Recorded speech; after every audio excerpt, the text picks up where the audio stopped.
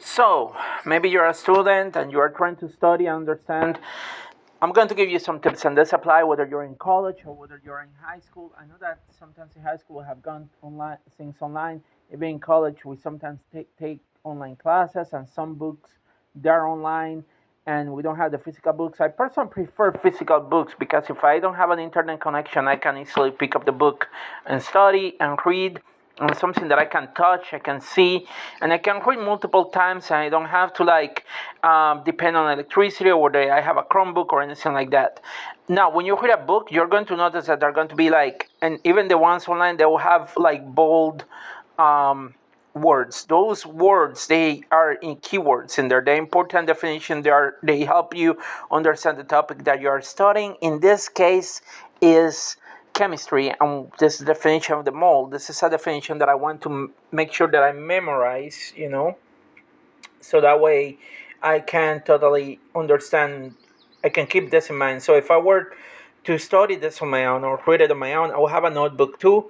I will look at this, and when I come across a bold word, what I used to do, and this is not chemistry, this is of a different class that I took, I will write my own notes and write them and write my definitions, and that way I will remember things. And then instead of reading the book, I can just look at my notes, and to study for a test, I can just look at my notes. I don't have to look at the whole book completely.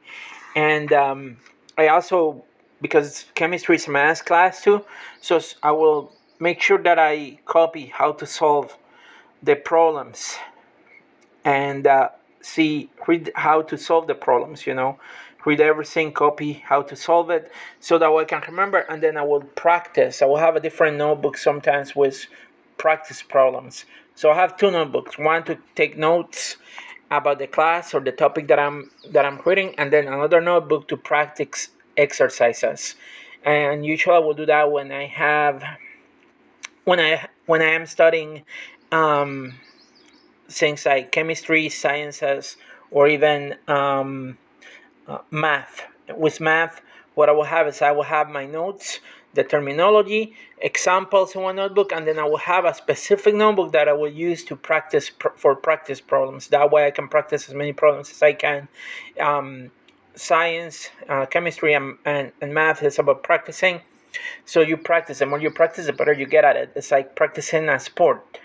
So and again, I will read the book. I will continue taking my notes. When I come across examples, I will copy the examples. When I come across formula, I will write what they mean. I will write my own notes about the formula. I'll write the formula and see what it means. Sometimes you will see the things in italics. I don't know if you can see it in here. The words, sometimes you will see them in bold, and in here you can see them in bold. Right here, the mass percentage formula. But you can see it right there. That's a definition. That's something that you will want to pay attention to study. So, and then you have the italics, which is the definition. So, mass percentage is the of A as the parts of A per 100 parts of total by mass. So, yeah. I will copy the formula, I will copy the definition, and I will memorize that, and I will study that way. So, yeah, you can see it here now.